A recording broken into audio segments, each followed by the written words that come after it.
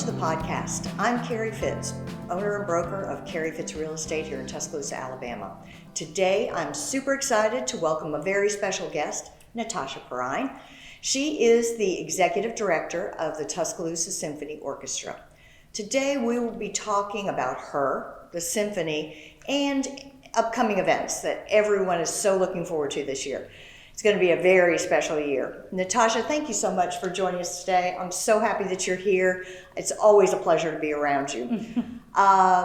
Let's just talk about first you personally, a little background. Can you share a little bit about your journey, how you got to Tuscaloosa, because I know you're not a native, I'm not either, and what led you to the Tuscaloosa Symphony Orchestra and the role that you have today? Absolutely. So I grew up in Delaware, and my family, who's from Western PA, ended up coming here for school. So my dad came first, and then my mom followed and got her PhD. And what I knew about Alabama growing up was that on Saturdays, we yelled at the TV, but I didn't really connect the dots, and I had a little roll-tied hair bow. Oh, wow. Of course. And then when it was time to go to school, Delaware's very small. I wanted to, stretch my possibilities, and I applied here. And when I came, and I think everyone has this when they come here, and I came onto campus, and it looked like I was in a movie, and everybody was so kind. And when I met, more of the faculty, I was like, forget all the other applications. I'm going to Bama. And I got my undergrad here in music performance. So I am a trained opera singer. So I have 2 undergrads from Bama in vocal performance. So I'm a trained opera singer and also in advertising. And I taught for a while, I sang in Europe, and I did that in between my 2 undergrads and decided that I wanted to pursue opera. And when I was getting ready for my master's auditions, I actually had a vocal cord injury, and that changed. I didn't know that was a thing. Yes. So surely my vocal cords had already been kind of swollen, but I had a nodule. Okay. And I was singing, and then I wasn't. Gotcha. And that really shifted plans. In life, we have to pivot. And that led me to music education, and I ended up getting my master's here and got into teaching and loved it, just really loved it. And my first job was here in the teaching pre-K music at all of the Tuscaloosa City schools. And that was my job during my master's. And then I got to finish in Ireland, where I taught for a semester, which was just absolutely incredible. We were talking about Ireland not too long ago. And then came back here and was the choir director at Central High School. That was my first full-time job. I was there 2012 to 2014. And then I had an opportunity to go to Providence, Rhode Island, and do music and theater. So I did that for a few years, and then I switched it up again and moved to New Orleans and did elementary music there. And after the pandemic, I think all of us were thinking, like, what does life look like, That's right? And I was working with a coach, and she had said, we were on our call, and she said, just write down 7 titles, anything, no holds bar, anything you can dream up. And one of the titles I wrote down was Director of an Arts Organization. And this story sounds like I'm lying, but I promise I'm not. We finished our call, I had my little list, and I opened LinkedIn. And there was It was meant to be. It was meant to be. And I was like, oh yeah, like that, apply. Didn't think anything, of it. And then in 24 hours, John Lockman had reached out to me, and 6 months later, I was here, and we've been rolling ever since. It's wild that this is now my 4th season. Time has really flown. But yeah, that's how I got here. And it's really cool because I get to use my music education for sure. I get to use my performing skills, and I get to use my advertising and marketing. I mean, it's really a perfect way to combine all of those. And of course, we have an opera in Tuscaloosa as well, and I know you're very close to that. Yes. So you really get it all. Yes, Yeah. It's amazing. Obviously, we're known for sports here, Roll Tide forever, and I love them, all right? I participate. But we also have all of this arts and culture, and if you just can, peek behind the curtain or, do one more search online, you find all of these resources and things to do. I mean, it's really amazing. So I was gone I taught at Central, and then I was moved away for 8 years and then came back, and the growth here. Oh, yeah. I mean, I don't have to tell you. Yeah. I mean, it just it still the blows my better. mind. Oh, for the better. Yes. I mean, just booming, and it just keeps going. But there is so much to do here. Thank you for saying that. Yeah. Because I get people all the time like, there's nothing to do. I'm like, then you are not trying. Yeah. And I start listing things. And one of the things I always talk about, most people know about Kentuck, not all of them. Most people kind of know about the amphitheater, but not everybody has been. Right. And then I mentioned I always mention the symphony and the opera, and most people are like, we What? have that? Yes. And I'm like, yes. So there's so much to do here. So thank you for saying that. I'm sorry. Oh, no, for sure. And something that I've been taking advantage of more that I wished I had done prior, just all the nature. I mean, all the places you go hike, take our kayaks out. I mean, there's, like you said, if you say there's nothing to do, That's right. you just simply have not. You're not trying. You haven't tried at all. So yeah, but that's the kind of long and short of how I got here. That's great. So having been here now for a while and several times, what do you love most about being here and involved in the arts and culture scene in Tuscaloosa? Well, partially what we were just talking about, right? That there really is, every night there's something to do. And sure, we're in a university town and that plays a lot into it. But when I think about how downtown has evolved, you could go hear music in any bar, some restaurants. If you want whatever kind of music you want to listen to, it's available. If you want to, hear some poetry, there's readings at the Arts Council. There's just, we love the university, but there are things outside that you can tap into. And so that has been a wonderful surprise as I've come back. What was the second part of your question? Well, just, the scene here, the cultural scene, and kind of, what it is that you love about being back here. I have met, I was so fortunate coming here for school and the relationships I made. And, like Paul Hotend in opera is a great example. He likes to tell people I was his first star, which I was. But that is still a dear friendship that I have. And now we get to work together. So we partner, our biggest partnership is with Druid City Opera, his professional opera program. And so for the last 3 years, TSO has been the orchestra. So their first one, it was just piano. See, I didn't know that they were two separate. Yes, so that's its own separate program. I didn't know that. Yes, Okay. and it evolved from a young artist, college student program, and then that was getting so big and they were getting such talent that they said, let's make this pro. So That's great. again, you have a professional opera company, you have a professional orchestra, and that is just not typical for communities of our size. It really isn't, and it provides, there's something for everybody here. Mm-hmm. And I don't think I appreciated that when I was here as a student. I was in the UA You're bubble. the student, yeah. And then, but as an adult, working here, I wasn't taking advantage, and now, especially that these people are my colleagues, it's really cool. It's it sounds kind of corny, but it is a lifestyle of participating in community, of participating in the arts, in sports, and I'm really proud that we've been able to do that here. Yeah, and one of the things, selling real estate and stuff, we talk about our different Gen Zs and millennials and stuff. And one of the things that millennials like are experiences, more so than other things. They want a lifestyle is more important than a house and we do have that here. Yes. But because it's growing, the symphony and the opera are growing so much, and people are discovering it for the first time. Yes. That I do think still that there are a number of people that have no idea. Oh, for sure. Which I don't understand, because Bridgerton, of course, which we're going to talk about, has been, people talk about that, but it is growing and it's so exciting to see. We do have quality of life here. Absolutely. Yeah. Absolutely. Which is wonderful. So I know that you sang. Do you play an instrument, or was administration and leadership in the arts always your calling? That's a great question. So I had to learn a lot of instruments, and I say I'm the best, worst player at all the instruments. Piano, I would say, would be my secondary instrument. Okay. But I won't be putting on any concerts. I can kind of pick around and teach people a song or two, or teach myself.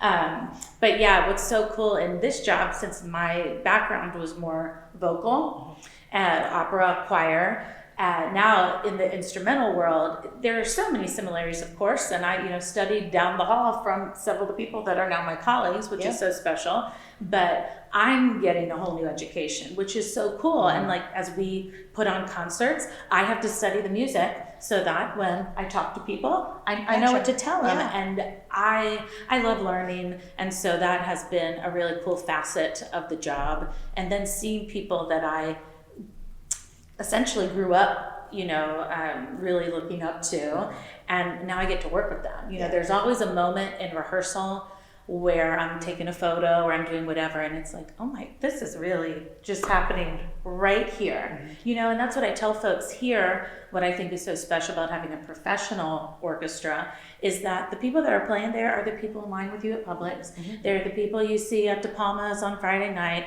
They're our neighbors. Yeah. And it really is, yes, I know people think of symphony and classical music as high art, which it is, but it's really about connection and bringing people together. That's what I feel TSO's true purpose is. Yeah, it's wonderful.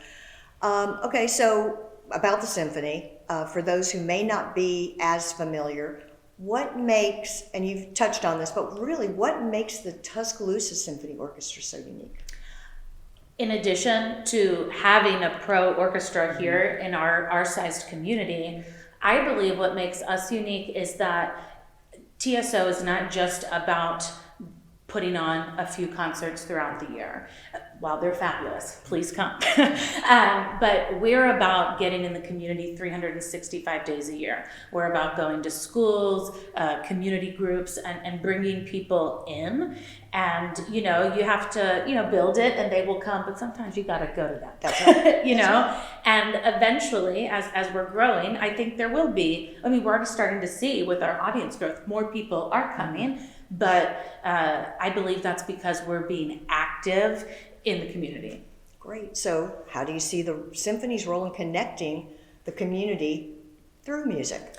So one beautiful thing about music and the arts is but I think particular in music, is that it's one of the few spaces where you have intergenerational activities and connections going on. And I think particularly when when we bring students on stage to perform, so you see, these young aspiring musicians and these amazing pros, and then maybe their grandparents are in the audience, but so is their best friend. Yeah. And it really is, we don't have a lot of those opportunities anymore. And I think that that's a really, really special part. And, again, people always say music is a universal language, which it sounds a little cheesy, but it is, in that, we don't need to understand it, to appreciate it, to be moved by it.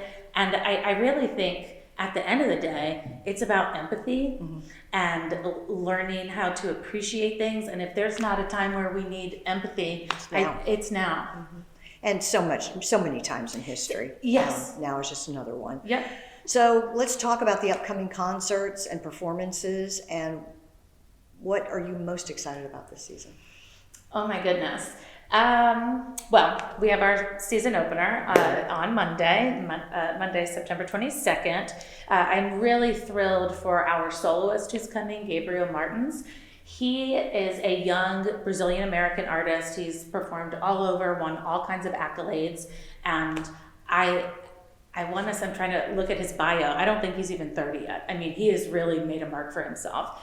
And he performed with Alabama Symphony last February. Okay. And ahead of the concert, he reached out, introduced himself, and said, "Would you like to come?"